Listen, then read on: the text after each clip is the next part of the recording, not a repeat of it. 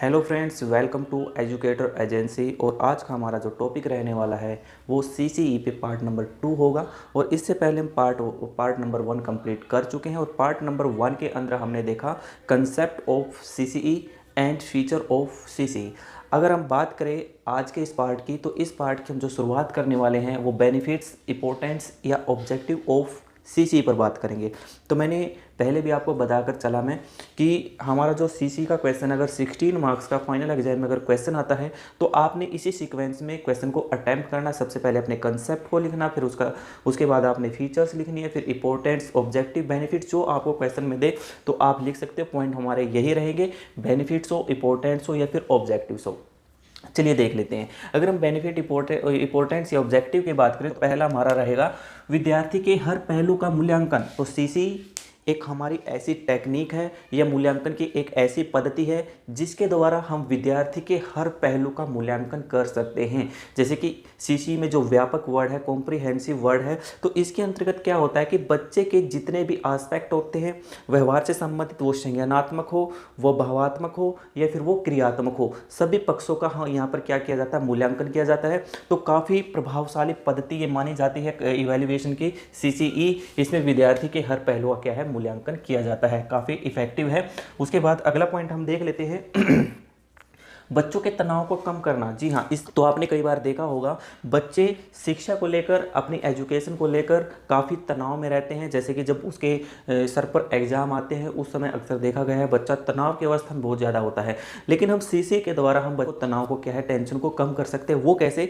जैसे कि जब बच्चों के कैसे कर सकते हैं, जब बच्चों की टीचिंग लर्निंग प्रोसेस चल रही होती है, जब बच्चे सीख रहे होते हैं तो सीसी के माध्यम से हम समय समय पर बच्चों का क्या करते हैं, मूल्यांकन करते हैं। अगर बच्चों को शिक्षा में कोई प्रॉब्लम आ रही है, उनकी लर्निंग में अगर किसी तरह की कोई प्रॉब्लम है तो उसको हम समय रहते क्या है, ठीक कर सकते हैं, दूर कर सकते हैं। ये सीसी की मुख्य विशेषता मानी जाती है कि इसमें बच्चों की समस्याओं की पहचान करके उनको दूर किया जाता है। ठीक है, तो इससे क्या होगा, जब बच्चों की समस्याओं का समय पर सॉल्यूशन होगा तो बच्चों को किसी तरह का कोई तनाव यहाँ पर देखने को नहीं मिलेगा। अगर हम अगले पॉइंट की बात कर लेते हैं, मूल्यांकन को नियमित एवं व्यापक बनाना।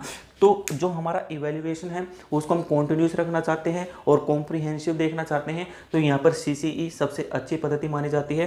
सीसीई के अंतर्गत जो हमारा इवैल्यूएशन होता है वो कॉन्टिन्यूस और कॉम्प्रिहेंसिव दोनों होता है। कॉन्टिन्यूस में हमने देखा कि बच्चों का लगातार हम मूल्यांकन करते रहते, क्यों करते रहते, ताकि बच्चों की समस्याओं का पता लगाया जा सके और उनका ट्रीटमेंट, उनका उपचार क्या है, किया जा सके। और कॉम्प्रिहेंसिव कैसे कि बच्चे के हर एस्पेक्ट का मूल्यांकन करना, बच्चे के जितने भी व्यवहार संबंधी एस्पेक्ट है उनका मूल्यांकन करना, या फिर ये कहिए बच्चे के व्यक्तित्व से संबंधित हर पहलू का यहाँ पर मूल्यांकन किया जाता है। तो यहाँ पर मूल्यांकन की जो ये पद्धति है ये नियमित और व्यापक अपने आप में देखने को मिलती है। अगर हम बात करें नेक्स्ट पॉइंट की, रचनात्मक शिक्षण, जैसे कि हम इसको कह सकते हैं फॉर्मेटिव। और फॉर्मेटिव में हमने क्या देखा कि क्या है, लगातार कॉन्टिन्यूसली क्या है, इसमें इवैल्यूएशन किया जाता है। इसमें क्या है, अधिगम का आंकलन किया जाता है, बच्चे ने कहाँ तक कितना सीख चुके हैं और कहाँ कितना और सीखने की जरूरत है। यहाँ पर रचनात्मक किस्म का शिक्षण हमने देखने को मिलता है। तो सीसी के माध्यम से हमारा जो शिक्षण होता है वो रचनात्मक होता है। ओके, अब हम अगले पॉइंट की बात कर लेते हैं,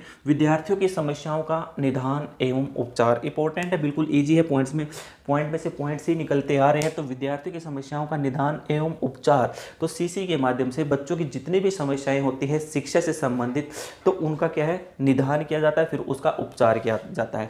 निदान मतलब समस्याओं की पहचान करना, पहचान करके उनका उपचार करना, मतलब उनको दूर करना। तो ये एक मुख्य है, इंपॉर्टेंस या ऑब्जेक्टिव माना जाता है हमारे सीसी का, कि इसमें विद्यार्थियों की समस्याओं का निदान करके, उनकी पहचान करके उनका ट्रीटमेंट या उनका उपचार किया जाता है, ताकि बच्चों की प्रगति क्या है, रुके ना, वो लगातार क्या है, बच्चों की प्रगति बनी रहे।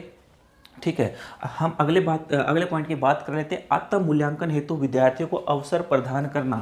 सीसी के अंतर्गत क्या है, बच्चों को सेल्फ इवेल्युएट करने के लिए क्या है, अवसर प्रदान किया जाता है। यानी कि इस पद्धति के अंतर्गत बच्चा स्वयं अपना मूल्यांकन कर सकता है, उनको क्या है, अवसर प्रदान किए जाते हैं। और आत्म मूल्यांकन करना एक हमारे शिक्षण के अंतर्गत एक काफ़ी अच्छा रोल प्ले करती है। जब बच्चा अपने आप में मूल्यांकन करना शुरू कर देता है तो बच्चों की प्रगति लगातार देखने को मिलती है। तो यही एक ऐसी पद्धति है जिसमें विद्यार्थियों के यहाँ आत्म मूल्यांकन के क्या है अवसर प्रदान किए जाते हैं।